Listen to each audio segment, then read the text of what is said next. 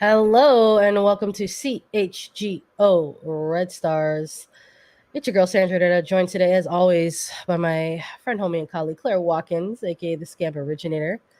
And good morning? Question mark. I don't know about good, but it's definitely been a morning. We want to welcome Sandra, it's everyone lovely to into the see show. your face. I haven't seen you in 2 weeks. You know what, buddy? I'd love to disappear for 2 weeks and then come back and have to fight. Yeah, It's like, right. wow. Refreshed, rejuvenated. What an ready. energy. Yeah. What an energy indeed. Look, I miss you always, and going 2 weeks is tough. So I'm happy that we're back. We're doing this remote because a lot of folks out there getting summer sick.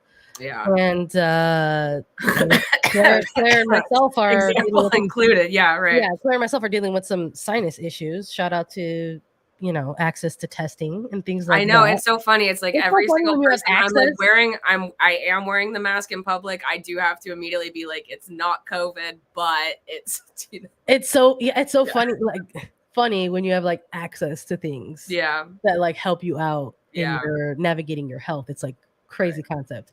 We're obviously opening up with jokes a little bit, but we're gonna pivot a little bit on today's episode. Everyone comes here because they want to hear us talk about the Chicago Red Stars, and we will do that a bit on this episode. But we wanted to start off the top of this segment with a bit of an open chat about essentially the breaking news and the reversal of Roe v. Wade and what that means for women's sports in general, and maybe kind of wade into what that could mean for NWSL a little bit.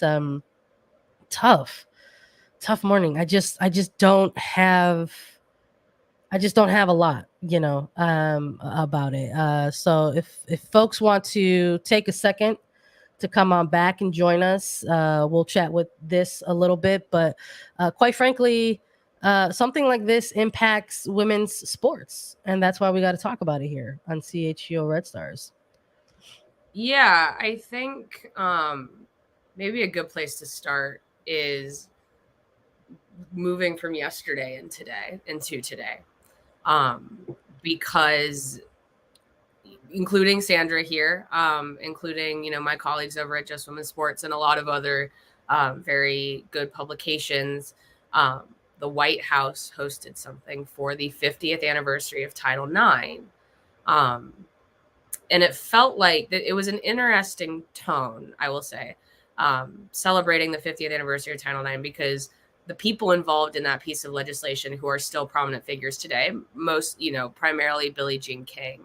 The tone was somewhat celebratory, but it was also, I think, a large focus on how much work is still to be done. And I think that, I don't know if that was influenced by the knowledge of what was likely coming today, but I think that it's one of those, it's been a weird 48 hours to see the commemoration of something that inarguably changed the lives of millions of girls and women in this country for the better 50 years ago. Yeah. To have a piece of legislation, or not legislation, but a court case that was upheld 1 year later, 1 year after Title IX, be struck down today, it's an emotional and it's a mental whiplash. It feels a little bit like it throws into reality some of the lies maybe we've been telling ourselves about the arc of progress in this country. Though, Sandra and I have never shied away from talking about a lot of those hypocrisies in women's sports. Talks about that a lot in 2020, talks about that a lot in 2021. This is just the next example, I think. And so when people say that like a functioning society cannot do this, maybe and this is maybe where women's sports is a checkpoint for people. You cannot have a robust, thriving, healthy women's sports environment in a country where in a majority of states you do not have access to privacy and to healthcare. And that's where we're at right now. Yeah, 100%. I'm going to bring this to the show now because I was thinking about this and we were chatting very, very briefly about it off mic. And so I'm going to bring it onto the episode now. But just thinking about the crossover and how something like this impacts women's professional sports, right? The right to choose, Right. for a woman in her body. And that also bleeds into something like a professional athlete. If their job is to be a professional athlete and being able to make the choices that they want to make in terms of how their careers are going to look right.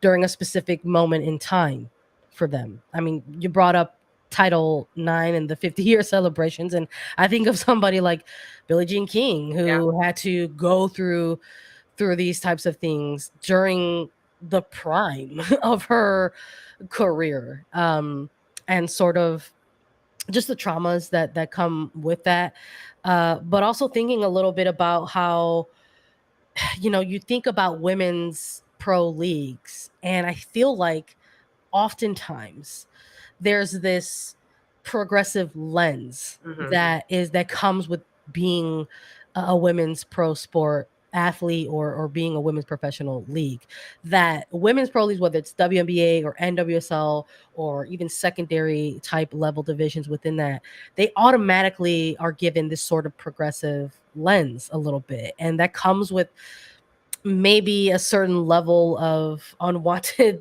emotional and mental labor, where you're kind of have to do this constant educating, not just for yourself but perhaps others who are following your career or following the league or the team in which you play on.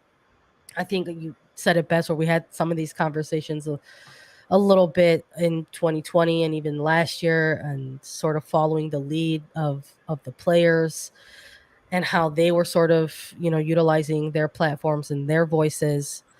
But just even thinking of this season, and so sort of thinking and looking at certain clubs, something like reproductive health care is absolutely integrated within NWSL. There are a handful of clubs just this season alone that have prided themselves in announcing partnerships with certain fertility clinics, IVF programs, etc. We had mentioned off mic, we thought about Racing Louisville right away. I believe Kansas City Current also had put something, I think even Portland Thorns.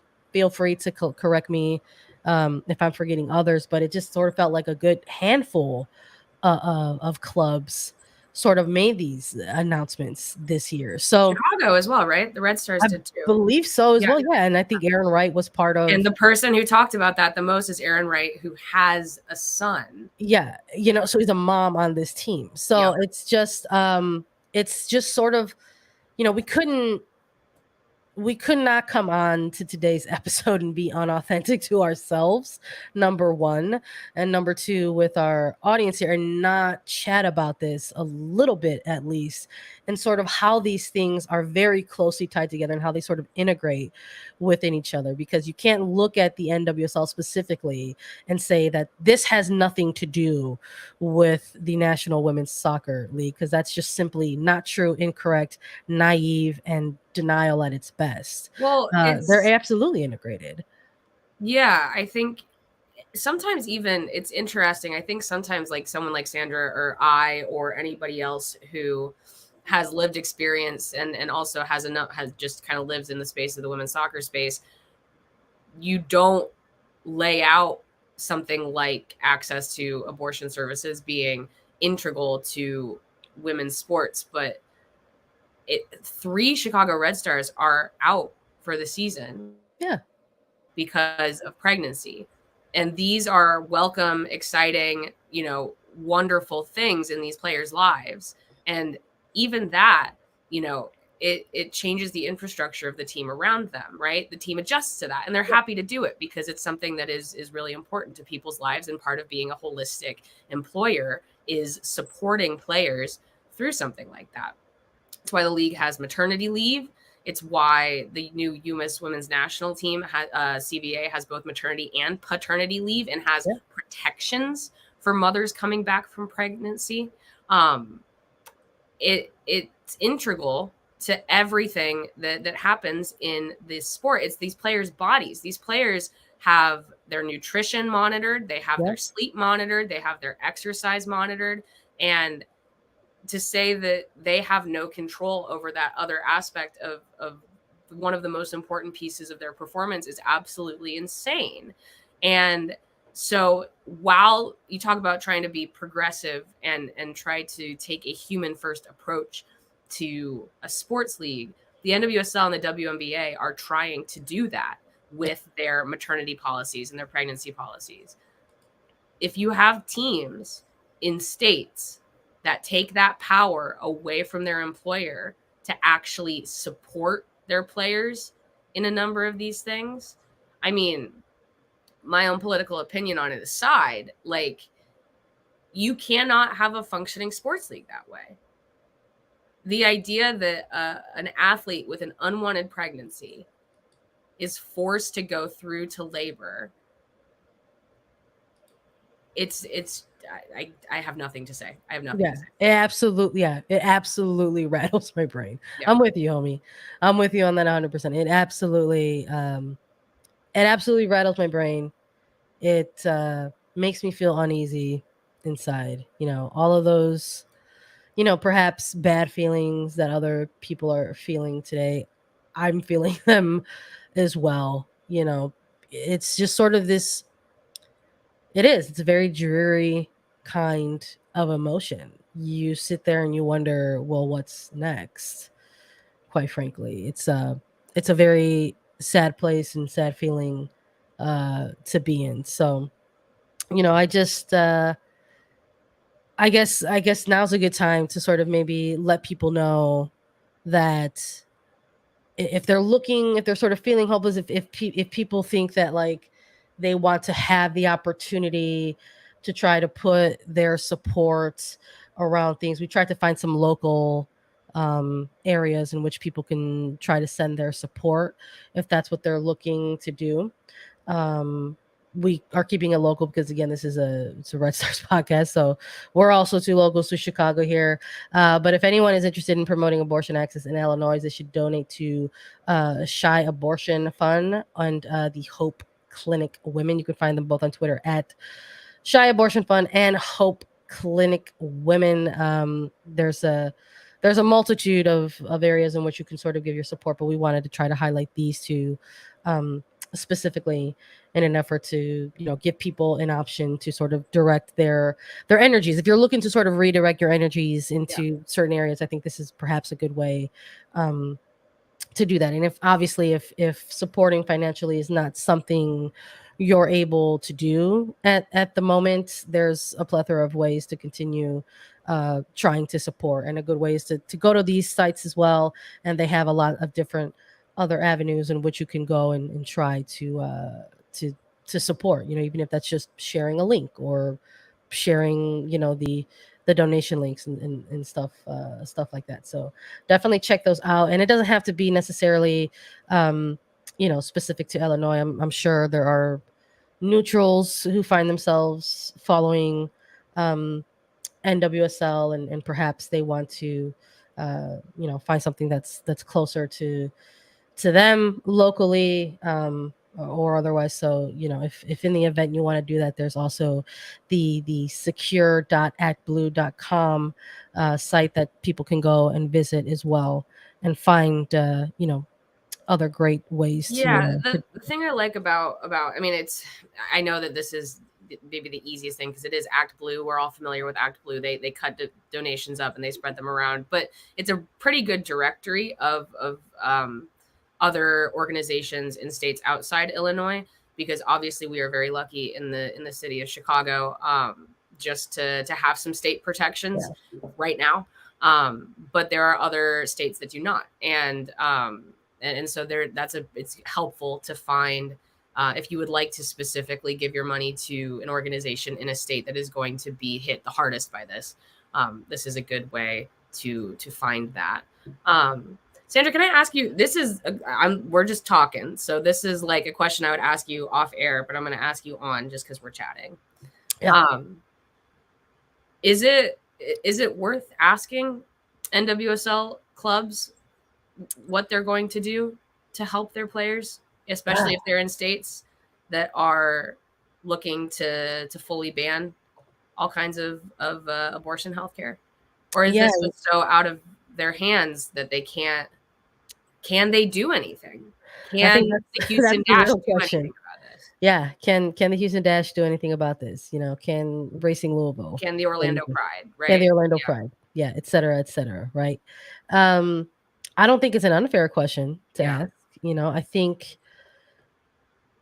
obviously these clubs have already, in certain ways, have tried to, show their players that they do have a support structure in place when it comes to women's reproductive health. And I think the bigger question of that is there a finishing point for clubs in that? And is there a point where a club says, well, we did this, we provided A, but we just cannot provide B. And I think that is where maybe some of the bad feelings or sad feelings come into play, because I guess my answer is that I don't really know. I would hope that if players find themselves in a position where they want to have those conversations with their loved ones and their doctors, and by extension their workplace, that there is space to have those conversations, and not only space to have those conversations, but continued support for them. That's my only hope. And then I feel like the follow-up question is, we talk a lot about markets for women's sports, right? And large markets, more urban markets, highly populated markets versus smaller markets. And I always have been of the mind of you don't want to hold a small market against a team. I think Kansas City is a really good example of that, right? You cannot hold them being in a less traditional sports market, though they're not. It's a huge sports town in Kansas City, but what they're doing is showing that material support, that consistent commitment to their players having the best experience possible. But you'd have to think, just like players have to take in a number of considerations when they decide if a club is a club that they want to play for, their protected human rights in the state in which they play has to be a factor now. Well, it's always been a factor, but it becomes increasingly so, right? Yeah, 100%. It's something to think about. I think in terms of, my goodness, there was an active news week. I was gone, so of course everything happened. Well, I was gone, but one of the things, that happened was, the NWSL Bay Area investorship group really sort of took that next step forward and saying, trying to solidify their space in the expansion conversation. There's a ton of markets out there that are interested in expansion within the NWSL.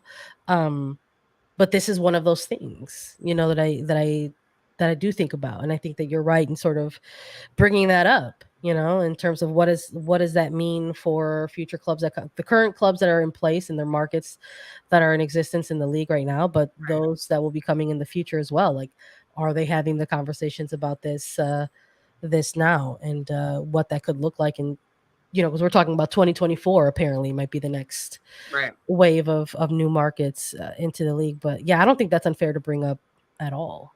quite frankly. We've already seen a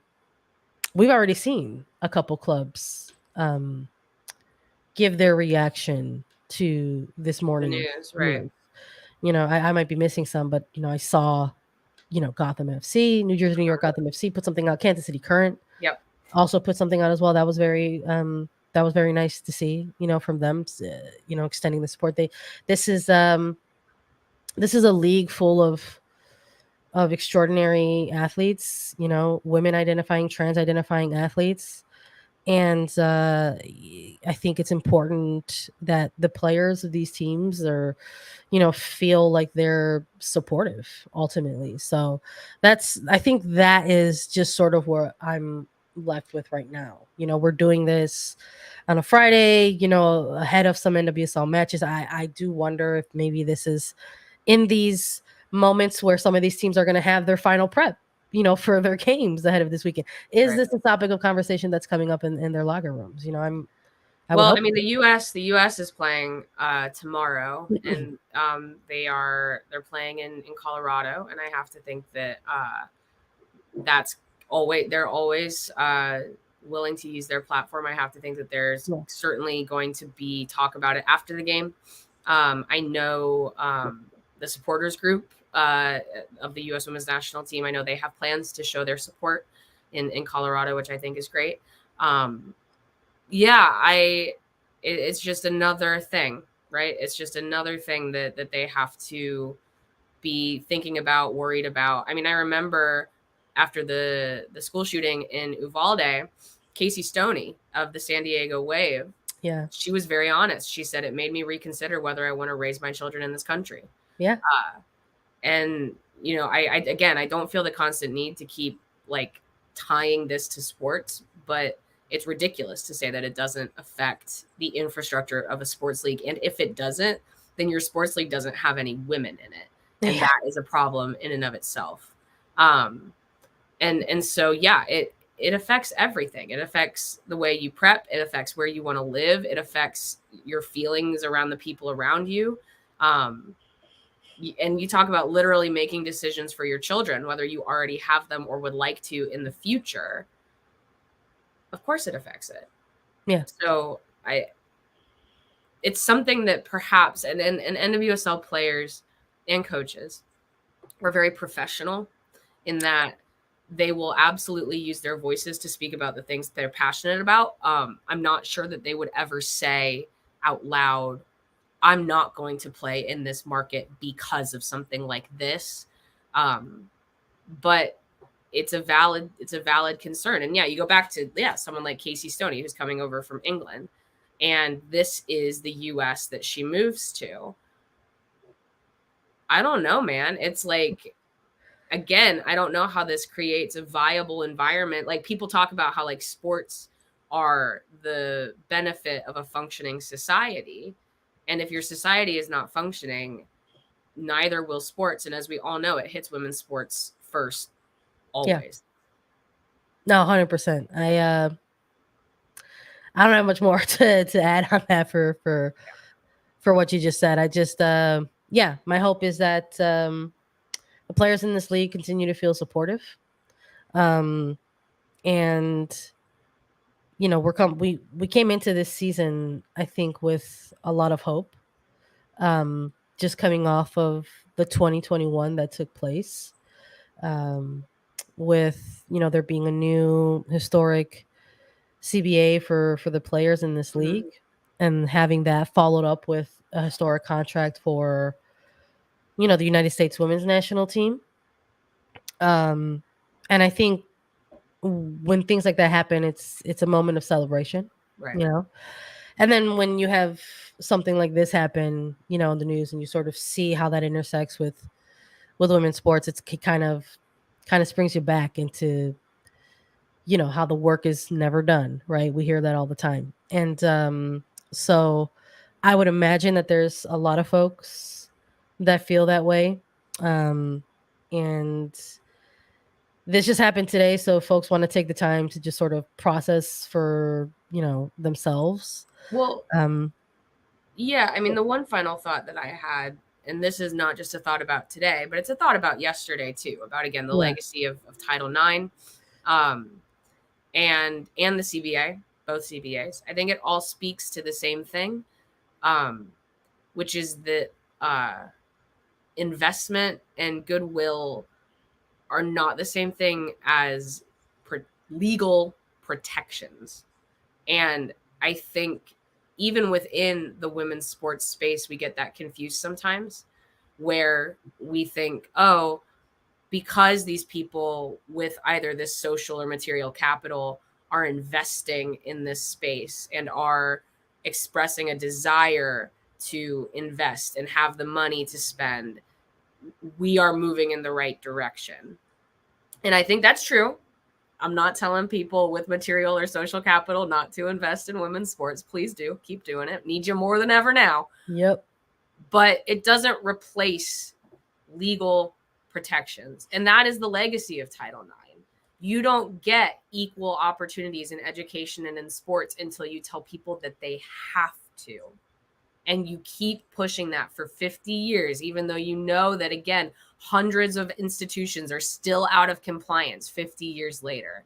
And you do that because you can file an official legal complaint and it will be taken seriously.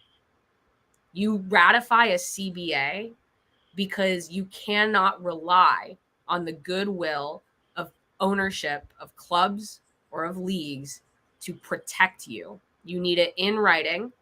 And you need to say, we are going to work towards the enforcement of this for the next 5 years, and then we're going to negotiate another one. You file a lawsuit against your federation because even within the context of negotiations of a collective bargaining agreement, you still are not able to have the protections that you need of your salary, of the way you are treated, standards, all of that. Again, they wrote maternity and paternity into the collective CBA. You need that because it's human nature for people to violate those rights all the time. And so the importance of written protections cannot be underestimated by, oh, it's okay because our owner is willing to spend a lot of money on our club, or like, oh, it's okay because the sponsor isn't going anywhere. And all those things are great. They do not replace written protections of human rights. And again, just to bring this all home, the reason why you have a CBA and the reason why you have things like Title IX is because they make your sports league, your education system, your base of citizens in a country better. And so it's not just like an opinion. It's literally the way society works, or a functioning society is supposed to work. And I think that when we have these conversations, we talk around it a lot, right? Yeah. We talk about like, even just like women's sports players don't deserve the protections of higher salaries, because we do know that money protects you in this country, right? Or, it's all of these things. And this idea that just over time, it'll just work itself out. There are reasons there's quantifiable sporting results that say otherwise. And that speaks to the dominance of the U.S. women's national team over the last 20 years. Talking about the world catching up, they totally are. The reason why the U.S. has been so dominant for so long is because of Title IX and because of things like Roe versus Wade. And that has directly led to this player pool being so deep and the ability of these teams to go out and do so well, because those protections have been suppressed in other countries. It was illegal for people to play soccer, football. It was for women to play football in England for years.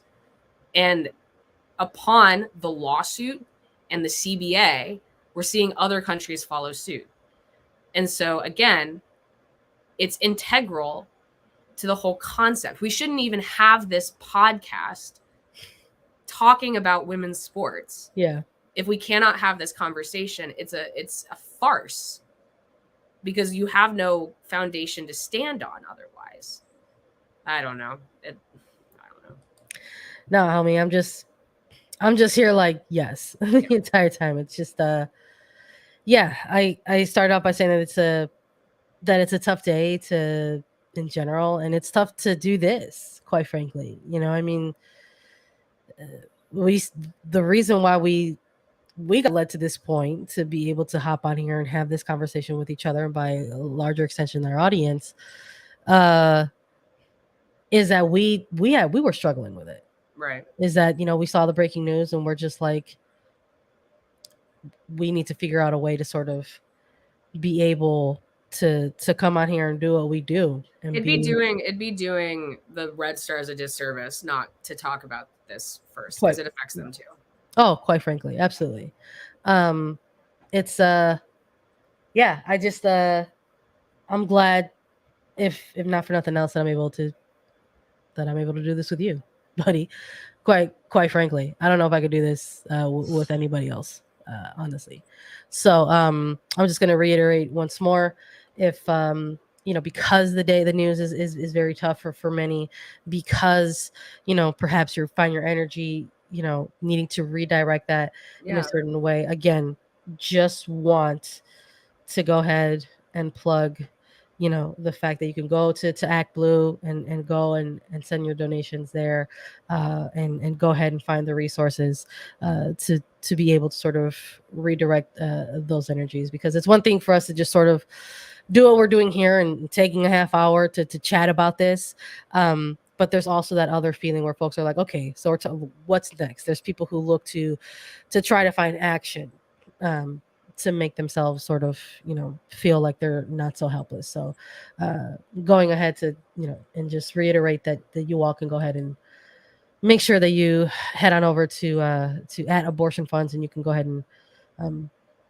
find a number of ways to support access to safe healthcare for women in this country. So that being said, do you want to chat a little bit about some Red Stars news? I think we should. I mean, maybe spend 10, 15 minutes just chatting Red Stars. I was having that thought today as well, where I was just like, again, things can never be fun. Things can never be easy. Chicago, I adored the game that Chicago played last weekend. I loved it. From both the Red Stars and the Current, I thought that was the most fun game I had watched all year. And then I woke up this morning and I was like, and now it's canceled. Now it's gone. We can't even talk about it. No, I feel you 100%. I was away again during this time. Being able to rewatch it or catch some of the highlights, it felt like this was the game for me, for Sandra, that felt like, yes, this is like the broship. Yes, gal pals, the sporting rivals. Casey here, like, this is the game that we can point to and say, it's back, baby.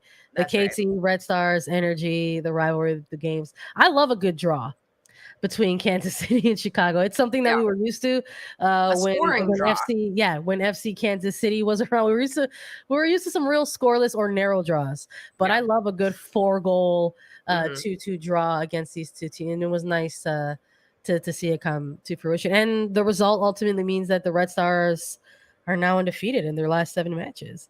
Yeah. It's funny. I saw a lot of people who, I wonder if they actually really watched the game, say like, oh, Chicago dropped the result. And like, no, maybe, because obviously that goal by CC Kaiser was like a rocket from distance. Maybe you say, well, in a world where she doesn't do that, then Chicago wins. But I was like, but Kansas City played really well. I don't agree that this was like the mighty Red Stars dropping a point against the lowly Kansas City Current.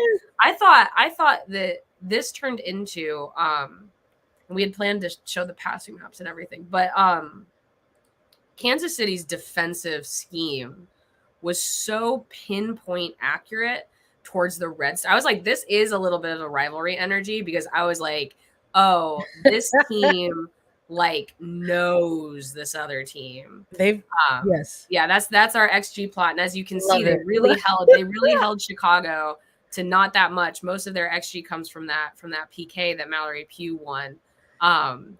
But like what Kansas City did, if you look at their passing structure, is they did not see very much of the ball. Here we go. So I want to show this, and then we'll show. Look at that glorious pass. So you look at this and maybe you think it's not that good, which I understand, because you have the outside of this defense in this midfield, and actually the defensive midfielders as well, all with these blue circles, which means that they were not doing a ton with their defensive or with their ball progression, which is true. But that was what they were doing on purpose. And so let's actually switch over. Can we switch over to Chicago's passing map here? There we go. So as you can see, what Kansas City successfully did is they completely took Bianca St. George out of the game, and they pushed everything onto Tatum Milazzo and Rachel Hill. Now, you can see that Hill actually did a decent job with the role that she was given, in that she was able to connect quite a bit, specifically with Mallory Pugh, which is very good. But if you look at that and take it one step further, Kansas City was not only trying to push Rachel Hill to hold the ball a lot and to go outside, they were specifically trying to push her to send service in with her left foot. So you had the Kansas City, I think it was Loera who was on her, or maybe it was Delphine, I can't remember. Whoever they had that was specifically on Rachel Hill, always sitting on the inside of what Hill was doing on the wing to avoid a cutback.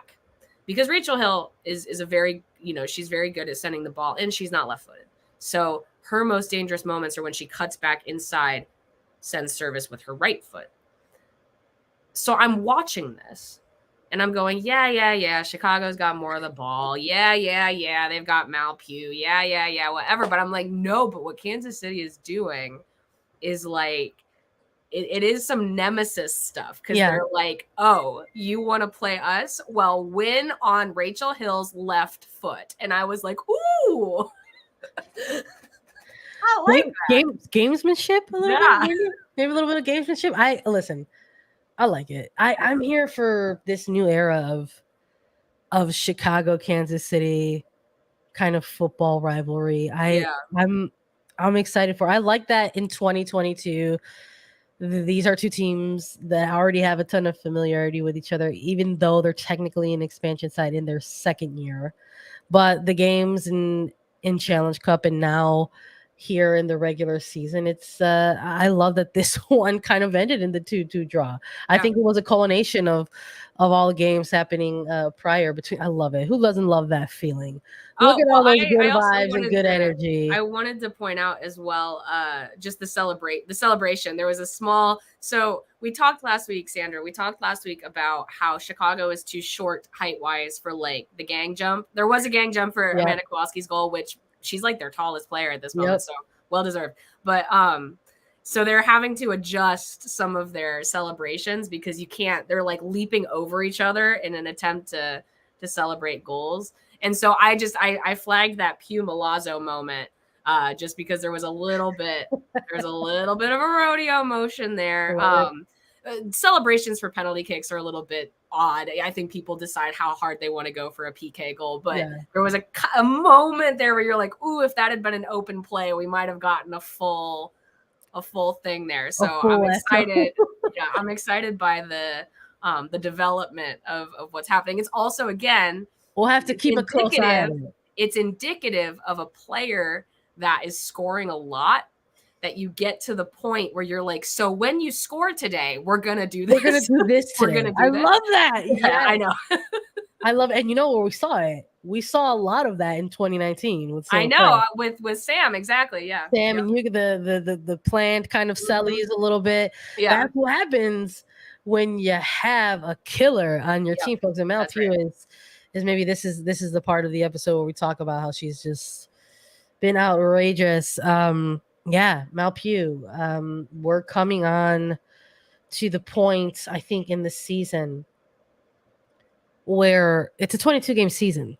So you've got some clubs already nearing that halfway point with 10 games under the belt.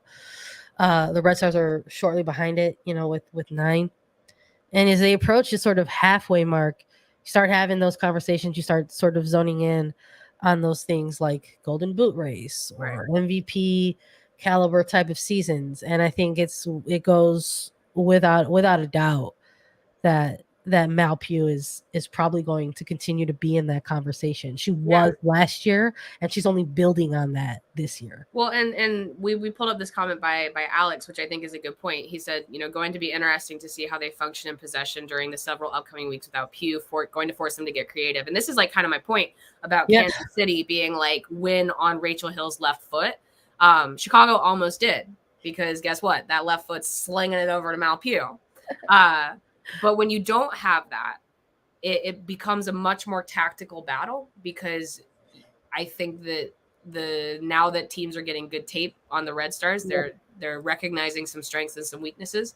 And so, and this was actually something that Chris Petroselli said after the match. He said, it is going to be a little bit, they're just going to play the game in front of them every week.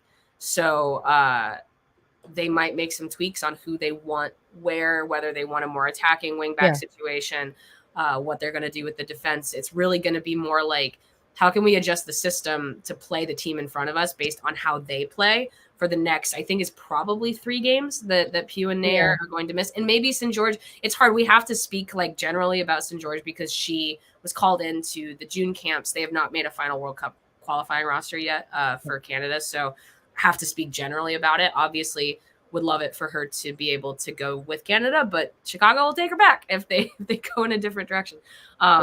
So it's going to be a lot of using the system for them. I will say that, and this was just last week, didn't get super firm comments on what the team is going to try to do to pick up the goal scoring. The word set piece, or the phrase set piece opportunities, was used.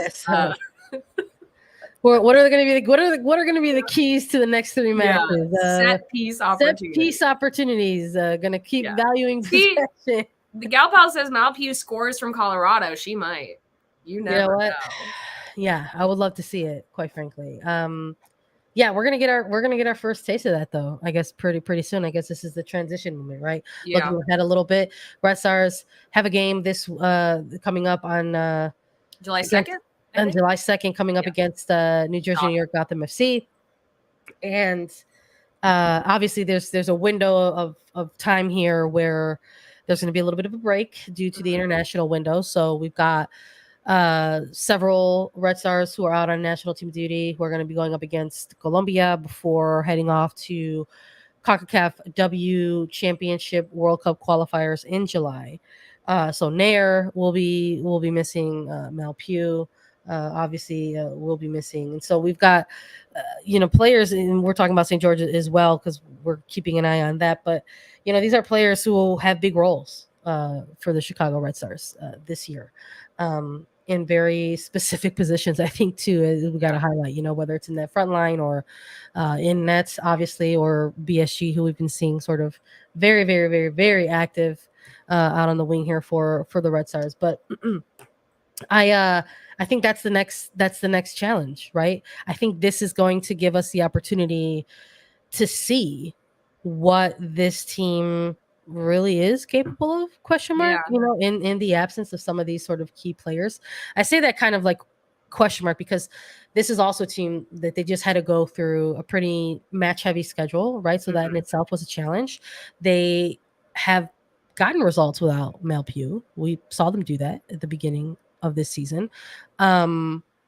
And also Bianca St. George's. So I say that I add that little question mark on there because I'm just like, well, actually, this maybe isn't a place that they're unfamiliar with being, but I just feel like it's a different phase of the season. Yeah. Alex says no Ava Cook as well. I do think Ava Cook will be back after the international break, though. I think she is only going to be out for the actual. It's like I've been calling it like the break and then the period. So for the international break, Cook is out. She will be back for that period where World Cup qualifiers are happening. It's like the two separate things. That's again with like BSG. If they do not take her to World Cup qualifying, she's out for the international break, but she'll be back for the resuming of play.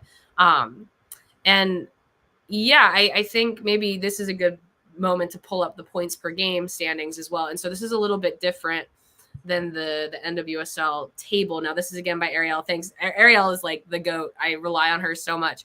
And also I rely on American Soccer Analysis, who she contributes to as well. They do a lot of really good stuff in individual tables as well. If you want to see who is one of the really good stats there specifically is goals added. And so if you want to kind of get a sense for like how a player is doing, the G+ is really useful. But so this is not a table of just the points, as you can see. This is a table of the points per game. So it's indicative of per match played how generally are teams doing. And as you can see, like Sandra was saying, talking about getting results, and this is maybe my point as well, Chicago's not just getting draws. They're not just kind of coasting on 1 point a game. They're at 1.78. So they're doing almost twice as well as a draw per game, which is healthy, right? It's more indicative also of what you're looking at the bottom of the table, where you have some teams really struggling with that, including like Gotham. Gotham is kind of hot or cold, right? And so that is promising to me, in that if Chicago does go on a stretch of draws, or if they drop 1 or 2, I don't think it is the end of the world. But it is just more, how are you playing within that?